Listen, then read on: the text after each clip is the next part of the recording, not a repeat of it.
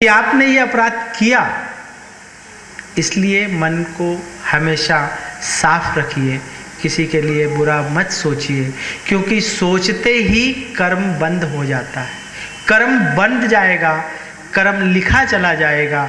उसी प्रकार अगर आप सिर्फ अच्छा सोचेंगे, आप किसी की मदद कर पाएँ न कर पाएँ, किसी को खाना खिला पाएँ, नहीं है आप सक्षम, लेकिन आपके मन में आता है कि काश अगर मेरे पास होता तो मैं इसका भला करता, आपका कर्म बंध जाएगा। ईश्वर आएगा, उसे रोटी खिला देगा, लेकिन वो आपके इसमें चला जाएगा कि आपने वो खाना किया। कई जगह हमारे कई और आने वाले लोगों ने, जो बीचे हुए लोग हैं, इन्होंने बताया कि ईश्वर बहुत ऊपर है और उसको पाने के लिए बहुत प्रयत्न। कुछ वर्ष पहले उज्जैन गया था, महाकालेश्वर की भस्म आरती में शामिल होने के लिए। बहुत प्यारी आरती होती है, बहुत जोश से होती है, बहुत तेज होती है। बहुत बड़ा कमरा नहीं है जहाँ भस्म आरती, आप भी कहीं गए होंगे। वहाँ 11 तो पंडित होते हैं जो पूजा पाठ करते हैं और 10-11 ही बाकी भक्त लोगों को अनुमति मिलती है। हमको प्रभु की कृपा हुई, हमको अनुमति मिली वहाँ बैठने की, जाने की। आरती शुरू हुई, सब ढोल मंजीरे जो भी उनके साज थे बहुत तेजी से बज रहे थे, आरती हो रही थी। मेरे मन में आया, मेरे ठीक सामने खड़े होके कोई तेजी से मोर पंख का पंखा भगवान को कर रहा था। मेरे मन में आया कि हे परमपिता परमेश्वर, काश 2 बार मेरे को भी ऐसा करने को मिल जाए, मैं भी तुझे पंखा कर सकूं, पर ये मुझे देगा नहीं, क्योंकि जितने जोश से वो कर रहा था। वो अचानक पलटा और मुझसे कहने लगा, ये ले।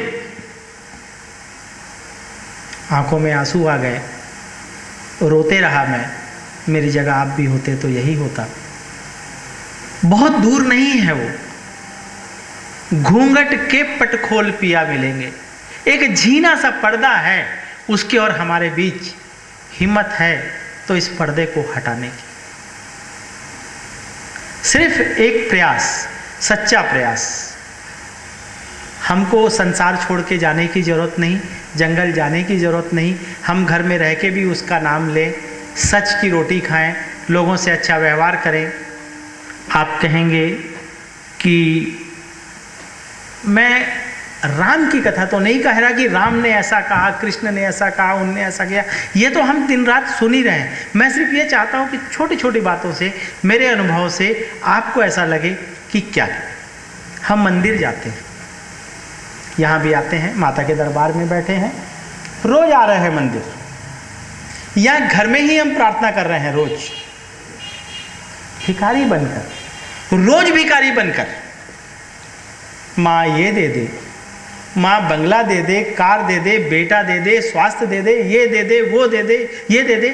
और हमारे घर पर अगर वही भिखारी रोज आता है तो कहते हैं हम तो गुरुवार को देते हैं, हम तो मंगलवार को देते हैं। उसने क्या नहीं दिया? उसने बहुत कुछ दिया है, पर हमारे पास सिवाय शिकायतों के कुछ नहीं। हम कभी आए, माता के सामने खड़े हों और माँ कहे कि तेरा धन्यवाद माता, तूने हमें क्या नहीं दिया। और रोज भिखारी बनकर मंदिर ना आए, धन्यवाद देने आए। धन्यवाद में आपकी आंखों में आंसू होने चाहिए, खुशी के, धन्यवाद के आंसू। आंसू भी भेद जानते हैं, देख लीजिएगा, कभी आजमा लीजिएगा। भगवान न करे किसी को कोई गम का आंसू नीलना पड़े। दुख के आंसू हमेशा गर्म होते हैं, खुशी के आंसू हमेशा ठंडे होते हैं। आंसू भी जानते हैं भेद। इसके बाद प्रार्थना कैसी करनी चाहिए? सिर्फ हम अपने आप में सिमट गए प्रार्थना में। हम कहें कि हे माता, हे परमपिता परमेश्वर, ये सारा विश्व सुखी हो, मेरा देश सुखी हो, मेरा प्रदेश सुखी हो, मेरा गांव सुखी हो, मेरा मोहल्ला सुखी हो, मेरे पड़ोसी सुखी हो, मेरा परिवार सुखी हो, मैं सुखी हूं। जैसे ही आप दूसरों के लिए मांगना शुरू करते हैं, मिलना शुरू हो जाता है। लेकिन हम मंदिर में भी व्यापार करते हैं।